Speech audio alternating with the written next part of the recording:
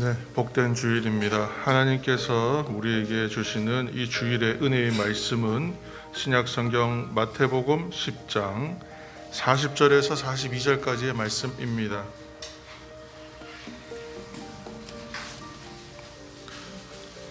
신약성경 마태복음 10장 40절에서 42절까지의 말씀, 신약성경 16면에 있습니다. 오늘은 성경이 혹시 없으신 분들 성경을 좀 저 뒤쪽에 있는 성경을 받으셔서 책을 좀 펴놓고, 오늘은 이제 화면이 문제가 있어서 못하기 때문에 말씀을 좀 성경을 보시면서 함께 같이 말씀 나눴으면 좋겠습니다.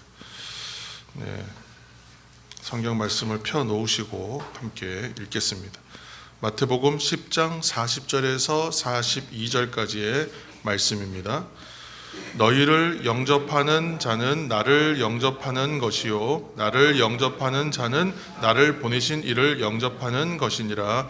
선지자의 이름으로 선지자를 영접하는 자는 선지자의 상을 받을 것이요 의인의 이름으로 의인을 영접하는 자는 의인의 상을 받을 것이요 또 누구든지 제자의 이름으로 이 작은 자 중 하나에게 냉수 한 그릇이라도 주는 자는 내가 진실로 너희에게 이르노니 그 사람이 결단코 상을 잃지 아니하리라 하시니라. 아멘.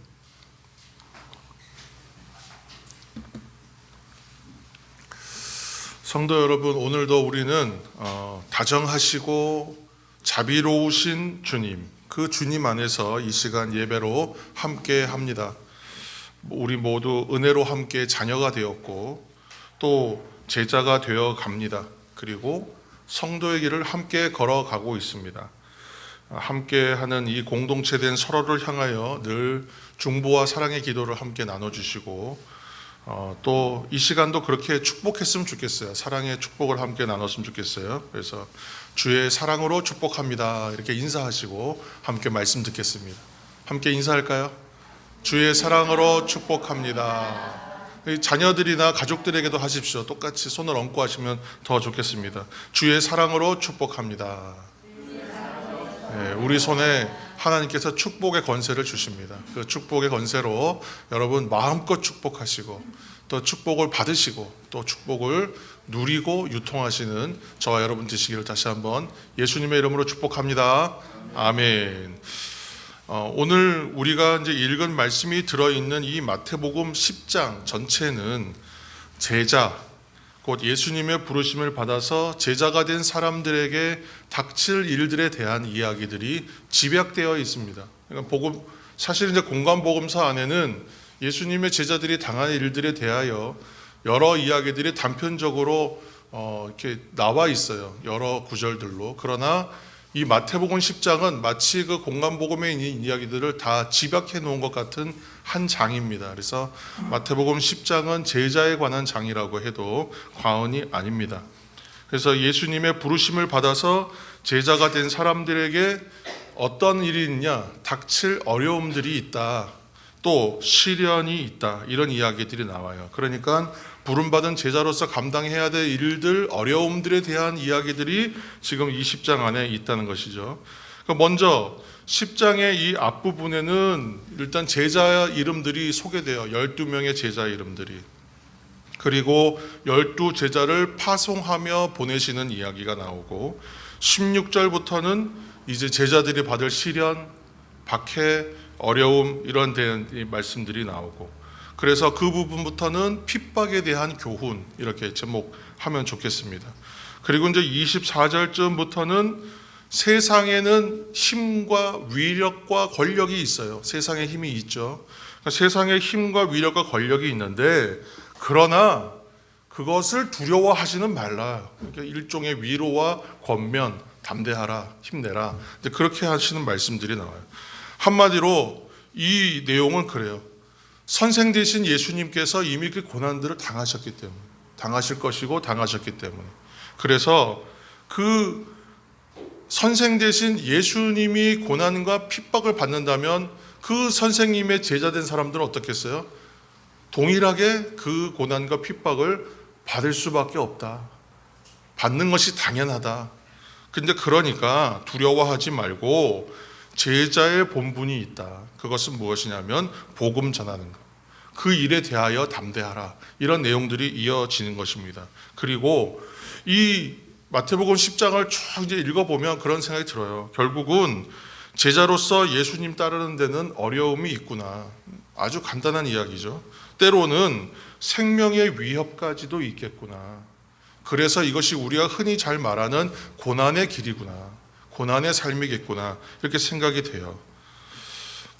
이 어려움은 뭐냐면 옆에서 이렇게 바라보는 사람과 실제로 그 삶을 사는 어려움의 차이가 있다는 거예요. 이것이 그냥 성경에 있는 글로 우리가 읽으면 어려울 것이 하나도 없어요. 성경이 있는데 무엇이 어렵겠습니까? 그런데 이 말씀을 내가 그렇게 살아야 했다라고 생각하면요, 좀 어려워져요. 그러니까 지금 예수님께서 이제 말씀하시는 것들을 보면 마태복음은 참 재미있는 것이 어느 부분부터는 관점이 나눠지기 시작합니다. 어느 부분부터는 관점이 나눠지기 시작하는데 무슨 얘기냐 하면 이 말씀을 들으시면 성경 읽을 때 많이 도움이 되실 거예요.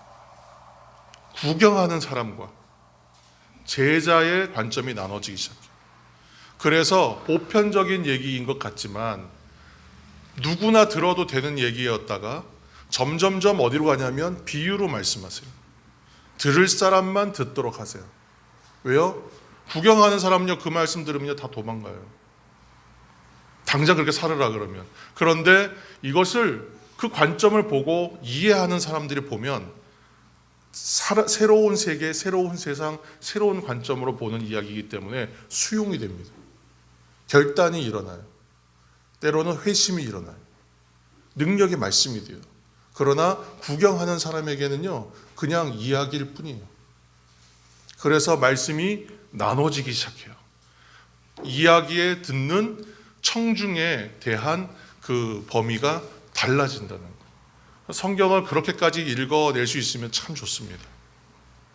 오늘 본문인 40절과 42절의 말씀이 나옵니다. 이 말씀은요, 우리가 제자 되는 이야기, 제자도 또는 제자의 길, 이런 주제로 참 많이 묵상해 왔는데 우리가 그동안. 근데 오늘 이 말씀도 집중하면, 묵상하면 깊은 은혜가 있습니다. 이제 먼저 이 말씀을 이제 읽으실 때 어떤 생각이 드세요? 말씀 한번 읽어보세요. 눈으로 지금 빠른 속도로 읽으시면 걸리는 구절이 있습니까? 좀 왜 경상도 사투리는 뭐죠? 걸그친다 그러나요? 걸리는 거 있어요? 걸리는 거 없죠? 어렵지 않죠? 아마 저희 아들이 읽으면 좀 어려울지 모르겠지만 읽으시면 어렵지 않아요. 성경이 난해한 구절이 있는가 하면 평이한 구절이 더 많습니다. 읽으면 그냥 읽은 대로예요. 문장으로 보면 이해하기 어려운 구절이 전혀 아니거든요. 읽어서 이해가 안 되는 내용은 없어요. 이게 저 금찬 때도 지금 뭐 마태복음 6장 뭐 이런 말씀을 나눴는데 사실 이제 말씀들이 다 그렇습니다. 그래서 어렵지 않아요. 어렵지 않습니다. 그런데 저희가 생각하는 건 뭐예요? 거기서 한 발짝 더 들어가요. 왜냐하면 회중의 입장, 청중의 입장, 군중의 입장, 구경하는 사람이 아니라 우리는 우리의 말씀으로 들어야 되기 때문에 한 발짝 더 들어가서 우리가 보아야 할 것들을 하나님 주신 관점으로 볼 수 있어야 되기 때문에 한 발짝 더 들어가는 것뿐이에요. 특별한 해석이 아니라 한 발짝 더 들어가는 것뿐입니다. 그래서 오늘 이 제자들에 관한 말씀들이 이어지면서 제자로 살기를 힘쓸 때의 제자가 받는 상을 우리도 받을 것이다, 이런 말씀이거든요. 이렇게 이해하면 돼요. 그러니까 제자로 살고 제자답게 살기를 힘씁시다, 할렐루야, 아멘 하면 사실 끝나는 이야기. 그런데 오늘 한 발 더 깊은 이해로 가보려고 합니다. 왜냐하면 진정한 나에게 다가오는 이야기로 받아야 하기 때문에. 그래서 사실 오늘 이제 말씀 이 앞부분까지의 이야기들은 읽기는 쉬워요. 제가 말씀드리지만 자꾸 쉽다 그러니까 뭐가 이렇게 쉽다고 그러나 자꾸 강조를 하나 그러실 텐데, 근데 그렇다고 쉽다는 이야기와 편안한 이야기는 다른 거죠. 그렇죠? 읽기 쉬운 것과 읽기 편안한 이야기는 달라요. 그러니까 드라마도 굉장히 영화나 이런 거 보면 요즘에 구도를 희한하게 짜서 정말 보다 보면 무슨 얘기인지를 모르겠는 영화도 있습니다. 그런데 어떤 영화는 너무 읽어내기가 쉬워요. 스토리가 그냥 너무 뻔해요. 역사적 사실이거나 그런 이야기들. 그런데 이 이야기가 우리가 비극으로 간다는 얘기를 알면 내내 불편해요. 무겁고. 그렇지 않습니까? 지금 이제 하나님 주신 말씀들이 그래요. 읽기는 쉬운데 편안하지는 않다. 그러면 정상이에요. 그러면 성도예요. 근데 그냥 아무렇지도 않다 그러면 고민 좀 해봐야 됩니다. 자, 오늘 쉽지만 편안한 이야기는 아니라고 말하냐면, 예수님이 이 땅에서 그러셨던 것처럼 제자들은 이런저런 온갖 비난, 박해, 핍박, 어려움 당해야 한다, 그런 이야기니까 이것이 쉽지 않죠. 편하지는 않죠. 자, 여러분 성경을 펴셨으니까 마태복음 10장 14절 위쪽으로 가셔서, 앞쪽으로 가셔서 14절 말씀을 함께 읽겠습니다. 14절입니다. 누구든지 너희를 영접하지도 아니하고 너희 말을 듣지도 아니하거든 그 집이나 성에서 나가 너희 발의 먼지를 떨어버리라. 아멘. 말씀대로 하면 제자들 대접할 사람 많지 않을 거야 라는 말씀이잖아요. 대접받지 못할 거야. 푸대접 받을 거야. 사람들이 좀 심하게 말하면 비아냥거리고 핍박받을 거야. 이런 쉽지 않은 세상살이에 대한 말씀이 어디까지 이어지냐면 39절까지예요. 그 내용이 계속 이어져요. 성도 여러분, 이런 박해와 고난은 마태복음이 기록되었던 당시 대략 80년에서 100년 사이 정도로 보는데, 근데 이때의 기독교 역사가 실제로 어떠했는가? 실제로 그랬거든요. 그 당시에는 예수 믿는 것이 자랑은 아닐 뿐더러 이것을 내놓으면 고난과 어려움과 박해와 어떤 괴로움 당하는 것으로 여겨야 하는 상황이었단 말이죠.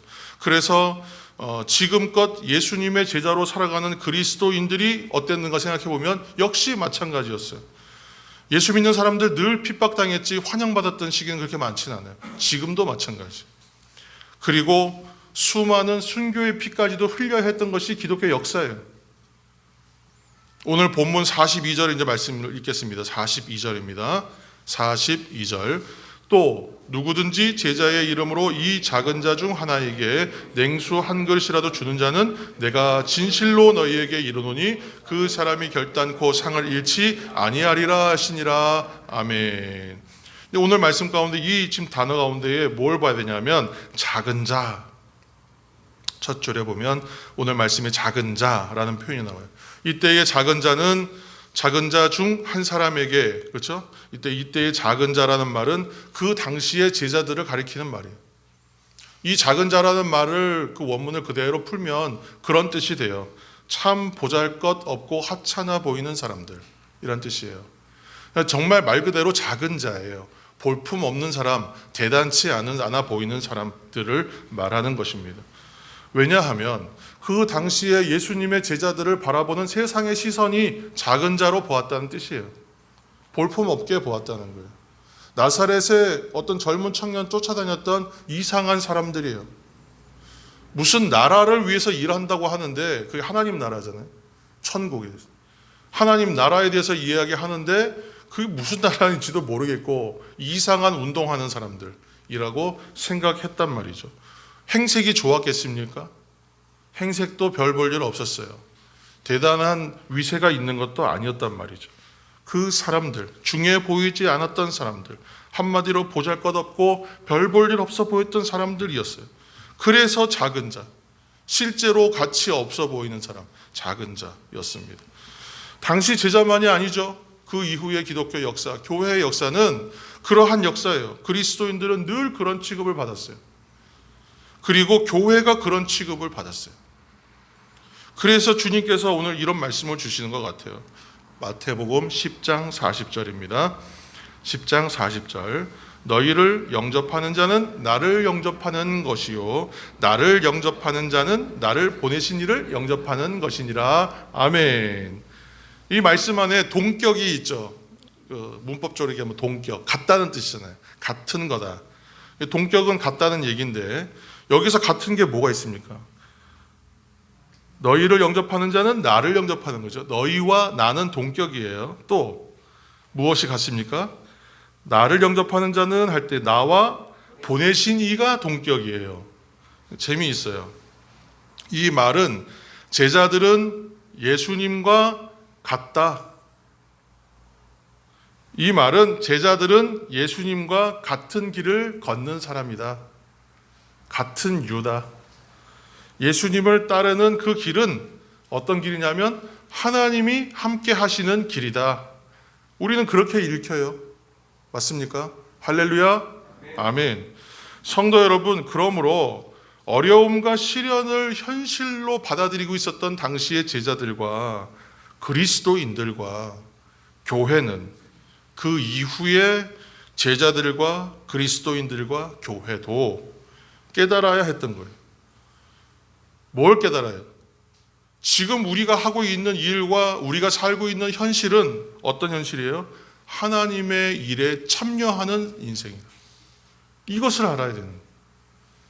이 말이 왜 격려가 되고 위로가 되느냐 하면 하나님이 나와 같고 내가 예수님 같다고 그 말에서 은혜를 받는 것이 아니라 우리의 삶 자체가 우리가 함께 동참하고 있는 몸을 싣고 있는 이 인생의 길이 하나님이 함께 하시는 일이구나, 하나님 나라를 위한 것이구나라고 인정을 받는 이야기이기 때문에 이것은 복음이 되는 거예요. 큰 위로요 격려입니다. 10장 41절 말씀 읽겠습니다. 10장 41절. 선지자의 이름으로 선지자를 영접하는 자는 선지자의 상을 받을 것이요 의인의 이름으로 의인을 영접하는 자는 의인의 상을 받을 것이요. 아멘. 정리하면 주님께서 이렇게 말씀하신 거예요. 내가 너희를 이렇게 험한 세상으로 보낼 때 얼마가 되었든 간에 무엇이 되었든 간에 너희를 영접하고 또는 대접하는 사람이 분명히 있을 텐데 그 사람들이 영접한 것은 너희가 아니라 나를 영접한 그리스도 예수님을 영접한 것이고 또한 나를 보내신 하나님을 영접한 것과 같다. 그 이야기를 하시면서 그 41절에 이 말씀에 붙여서 선지자와 의인이 또한 동격이죠. 같은 의미로 반복하여 강조하시면서 이 말씀은 그래요. 선지자를 선지자로 대접하면 선지자의 상을, 의인을 의인으로 대접하면 의인의 상을 똑같이 역임을 받는다. 그런데 이 말씀은요, 한 발짝 더 들어가서 보면 똑같아요. 이런 얘기예요. 이것은 주는 사람이나 받는 사람이나 동일하다는 뜻이 돼요. 재미있는 이야기예요. 쉽게 지나쳤는데 한 번 더 잘 읽어내고 나면 그렇게 읽혀져요. 주는 사람과 받는 사람이 같다는 거예요.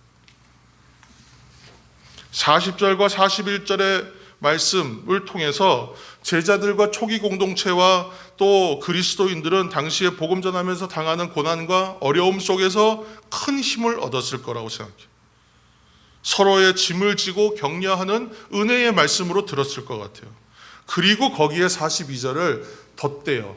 덧붙여서 말씀해 주시는 거예요. 42절을 다시 한번 읽겠습니다. 42절. 또 누구든지 제자의 이름으로 이 작은 자 중 하나에게 냉수 한 그릇이라도 주는 자는 내가 진실로 너희에게 이르노니 그 사람이 결단코 상을 잃지 아니하리라 하시니라. 아멘. 요즘에 이런 표현들 많이 써요. 게임하는 친구들이 많이 이제 이런 표현 쓰는데 빌드업이라 빌드업. 자꾸 지어져 가는. 빌드업은 기존에 해놓은 것에다가 뭘 더 얹고 더 얹어서 점점 저 총체가 더 커지고 완성되어 가는 걸 말하는 거예요. 점층법이라고 하죠. 문법적으로 하면 점층법. 계속 이야기를 더해가면서 의미를 세워가는 거예요. 처음에는 이게 무엇을 위한 목적의 이야기인지 몰랐는데 이야기가 계속 붙여가면서 서서히 윤곽이 보이다가 주제가 명확해져요. 이야기들을 통하여. 그래서 이미 나눈 대로 작은 자는 제자들이죠. 그리스도인들이고 교회입니다. 그러므로 이 작은 자 중 하나에게 냉수 한 그릇이라도 주는 사람은 반드시 상이 있다는 이야기예요. 그런데 다시 한번 말씀드리지만 작은 자 된 그들은 당시 세상에서는 대접받을 만한 위치에 있는 사람들이 아니었잖아요. 그 옛날 로마의 기독교가 전파되고 나서야 고위층, 높은 사람, 흔히 말해서 권세 있는 사람, 능력 있는 사람, 부자들이 교회에 참여했지 그 이전에는 그런 사람들이 없었어요. 초기 교회에는 부유한 사람이 이렇게 많지 않았단 말이에요. 높은 자리나 권력, 돈하고는 굉장히 거리가 멀었던 것이 교회예요. 공동체예요. 실제로도 내세울 게 없었던 사람이란 뜻입니다. 신앙이 달라요. 이전에 믿던 사람들 유대교인들이었는데 유대교 그 전통을 수천 년 동안 내려오는 전통 안에서 살던 사람들이 갑자기 이 신앙을 배반했을 때에 어떤 취급을 받았겠어요? 완전히 이단화 취급받지 않았겠습니까? 인간 말종 취급받지 않았겠어요? 친족들로부터 완전히 배척되는 거예요. 지역 공동체로부터 완전히 배척되는 거예요. 회당에서 쫓겨나기 시작했어요. 나중에는 회당에서 쫓겨나기 시작하면 어떤 문제가 생기냐 하면 실질적 문제가 발생해요. 뭐냐 하면 보호받지 못합니다. 로마 제국으로부터, 로마 당국으로부터 어떠한 핍박을 받을 때에 유대교 이 간판을 달고 있으면 그래도 보호받을 수 있는 최소한의 것이 있는데, 회당에서부터 제외되기 시작하면 완전히 배척되는 거예요. 그때부터는 핍박을 피할 방법이 없어요. 그저 살아가는 데 불편한 일, 손해볼 일만 가득한 인생이 이 길입니다. 길바닥에 나 앉는다는 표현이 아주 적절할 것 같아요. 어디도 기댈 데가 없고 방법이 없어요. 제가 이런 말씀 드렸잖아요. 2렙돈을 들인 가난한 과부 이야기를 우리는 나눈 적이 있어요. 너무도 가난하고 힘든 자리에 오래 있고 이렇게 핍박과 고난과 어려움의 자리에 계속 있다 보면 어떤 일이 생기냐면 사람이 위축돼요. 가라앉아 버리는 거예요. 찌들어요. 그래서 다시 얼마든지 조금 더 희망적인 얘기를 하고 누군가에게 도움을 요청하고 조금 더 애를 쓰면 되지 않을까? 조금 더 힘을 내면 되지 않을까? 좀 결단하고 새로운 마음으로 살아내보면 좀 달라지지 않겠나? 우리는 옆에서 보는 사람은 얘기할 수 있지만 당사자는 그러기가 굉장히 어렵다는 거예요. 어렵습니다. 이처럼 환대하고 지지하는 사람이 없는 세상을 살아간다는 건 매우 매우 힘들어요. 그래서 그 삶은 앞이 보이지 않는 암흑과 같은 삶일 수도 있고 또 염려와 위축만이 가득한 삶일 수밖에 없을 거예요. 제가 서울의 노량진 지역에서 사역을 했기 때문에 그곳에서 많은 학생들을 봤어요. 거기는 대한민국에서 어떤 고시의 성지잖아요. 노량진 그러면. 거기에는 옛날에는 대학 재수생, 대학 입시를 준비하는 학생들로부터 전국에서 있는 모든 고시를 준비하는 학생들은 다 모입니다. 뭐 공인회계사, 뭐 사법고시 할 거 없이 고시란 고시생은 다 모여요. 그리고 취업 준비생이 그 다음에 모였죠. 그리고 난 다음에 공무원 시험 준비한다고 공시생이라 그래서 공시생이 모였죠. 그곳에서 취업 준비, 시험 준비를 하는데 1년 만에 탈출하는 사람 많지 않아요. 2년, 3년, 5년 장수생도 많습니다. 그래서 노량진에서 안 들어가서 먹은 식당이 없고 교회에서 밥을 주는 교회도 있는데 그 교회에 밥을 안 먹은 친구들이 없고 그 생활이 어땠겠습니까? 자꾸 실패하고 자꾸 낙방하고 아쉽게 떨어지지만 좀 나중에는 큰 점수 차로 떨어지면 어떻게 되냐면 희망이 없어지는 거예요. 돌아갈 자리가 없어요. 이 친구들은 그 시험을 패스해야만 신분을 상승하든지 삶이 돌아가는 것이지 그렇지 않으면 아무 희망이 없어요. 근데 오늘 말씀 보세요. 오늘 말씀에 41절에도 상을 받고 42절에도 이토록 보잘것없는 사람들에게 무엇을 주면 보상받는다고 하냐면 냉수 한 그릇 주면 상을 받는다고 말합니다. 우리 성경에는 상이라고 되어 있어요. 상. 그런데 영어 성경 뭐 NIV나 이런 데 보면 reward 보상이에요. 이것은 그냥 상 주는 거하고 달라요. 무엇에 대하여 보상한다는 것은 거기에 대해서 대가를 준다는 뜻이에요. 그러니까 철저한 거예요. 이거는 확실한 어떤 상을 말하는 거예요. 그냥 명예직으로 주는 게 아니라 실질적 보상을 해 주시겠다. 그러니까 실질적 대가예요. 우리가 어디에서 여러분 상을 받는데 상장을 준답니다. 칭찬하면서. 그런데 상장을 주는데 상장만 주는 게 아니라 부상을 하나 준대요. 부상. 근데 부상을 주는데 부상이 예를 들어서 고급 자동차예요. 그러면 여러분 상장이 좋으세요? 부상이 좋으세요? 예? 제가 너무 속물적인 질문을 드렸습니까? 부상이 더 좋지 않으세요? 똑같은 상인데 부상이 있는 상과 부상이 없는 상이라고 그러면 비교해 볼까요? 그러면 어떤 상이 좋으세요? 부상이 있는 상이 좋으세요? 부상이 없는 상이 좋으세요? 있는 게 좋죠. 그렇지 않습니까? 42절 중간에 보면 여러분 이런 표현이 있잖아요. 42절 한번 보세요. 내가 그 다음에 뭐라고 써 있어요? 진실로 그랬어요. 진실로는 헬라어로 말하면 뭐라고 얘기했습니까? 우리가 아멘. 아멘. 내가 진실로만 아멘 아멘. 아멘 레고 휘민 아멘 이렇게 표현해요. 내가 진실로 내게 말하노니 이거 아주 예수님의 아주 하나의 어떤 시그니처 같은 고유의 표현이잖아요. 진실로 말하면 아멘. 예. 아멘 레고 피민. 내가 진실로 내게 이르노니. 이 말씀은 하나님께서 확실히 인정하신다. 이렇게 선언하시는 거예요. 내가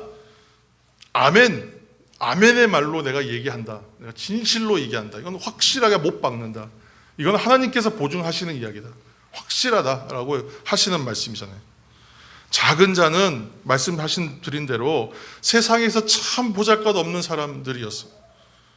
그런데 똑같잖아요. 동격이 또 있잖아요. 42절에 냉수 한 그릇도 참 보잘것없는 거예요. 그렇지 않아요? 오늘날 물이 좀 귀한 시절이 돼서, 좋은 물이 더 귀한 시절이 돼서 생수의 가치가, 비싼 생수는 뭐 제가 검색은 안 해봤지만 굉장히 비싼 값에, 물 한 병 가격이 어마어마한 생수들도 있습니다만, 그러나 우리가 흔히 말하는 냉수 한 그릇은 대단한 가치가 아니지 않습니까? 오늘 작은 자는 세상에서 보잘것없어 보여요. 냉수 한 그릇도 사실 대단치 않은 거예요. 별 볼 일 없는 거예요. 우리가 말했던 가난한 과부의 헌금이었던 2렙돈도 매우 적고 작은 것이었어요. 그런데 주님께서는 이 작은 자와 냉수 한 그릇과 그 2렙돈의 헌금을 가리켜서 작다라고 말씀하지 않으세요. 이것을 대단하다고 여길 사람은 없어요. 그런데 이 작고 보잘것없는 것을 주님께서 작다 말씀하지 아니하시면서 무엇과 연결하여 말씀하시냐면 하나님 나라의 일로 연결하여 오늘 이 표현들을 쓰고 있어요. 작은 자가 하나님 나라와 연결되고요, 이 보잘것없어 보이는 생수 한 그릇 한 대접 주는 것이 하나님의 나라의 일과 연결됩니다. 2렙돈을 헌금하는 가난한 과부의 헌금이 하나님의 나라의 일과 연결돼요. 가장 많이 드린 것이고 가장 온전한 헌신이라고 말씀하세요. 하나님의 확실한 보상이 있는, 의미 있는 일이다라고 말씀하세요. 아멘으로 확답하여 말씀하여 주신 성도 여러분, 기억하시길 바랍니다. 세상에서는 작은 자, 세상에서는 보잘것없는 보이는 그런 사람이지만, 제자는, 그리스도인, 곧 성도는, 그렇게 성도들이 모인 교회의 공동체는 결코 작은 것이 아니다. 오늘 주님께서 말씀하여 주십니다. 세상의 세계관이 아닌 하나님 나라의 관점에서는 이 존재들은 아주 특별하고 큰 존재이다. 하나님의 나라의 일들과 직접적으로 연관되는 일이다 라고 말씀하시는 거예요. 그런 그들에게, 그 작은 자들에게, 그 제자들에게 냉수 한 잔만 대접해도 이것은 큰 상을 받을 만한 일이라는 거예요. 왜요? 그 사람들은 특별한 사람들이기 때문에 그렇다는 거예요. 하나님께서 그렇게 인정하시는 사람들에게 냉수 한 그릇 주는 것도 대단한 대접이 됩니다. 하나님 나라의 관점에서 보면 지금의 시간도 아주 작은 시간이에요. 우리가 살아가는 인생은 우리에게는 큰 시간대이지만 하나님 관점에서는 점과 같은 시간이잖아요. 로마는 당시 세계 최고의 제국이었고 역사상 위대했던 제국이었다고 얘기하지만 그 로마 제국 지금 있습니까? 없어요. 하나님 나라의 관점에서 보면 그저 지나가는 먼지와 같아요. 역사상 최고의 부자였을 것이라고 인정받았던 사람, 우리가 록펠러 이야기한 적이 있습니다만, 미국의 석유 재벌, 그가 남긴 재산은 물론 여전히 있지만 록펠러는 고인이 되었어요. 그가 가지고 갈 수 없어요. 하나님 나라의 관점에서는 그래서 모든 사람들은요, 모든 사람과 모든 세상들은 작은 것이에요. 그러나 하나님 나라의 관점으로 이 땅에서 하나님 나라를 살아가는 사람들은 결코 작지 않아요. 고대 사회에 있어서 황제나 높은 사람들의 심부름꾼들이 있었는데 그 심부름꾼들은 사신이거나 뭐 여러 가지 이름으로 불렸습니다만 그 소식을 전하는 사람들도 황제와 같은 대접을 받는 겁니다. 그렇지 않아요?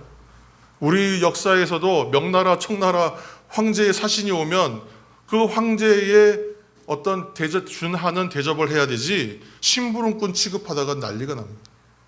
그런 것이에요. 그처럼 특별한 사람의 뜻으로 움직이는 사람들, 그 관점으로 살아가는 사람들은 특별하다는 말씀입니다. 많은 사람들은 그럼에도 이러한 보상을 이왕이면 현실에서 받으면 좋겠다, 이렇게 생각하는 분이 여전히 계실 것 같아요. 그럴 것 같아요.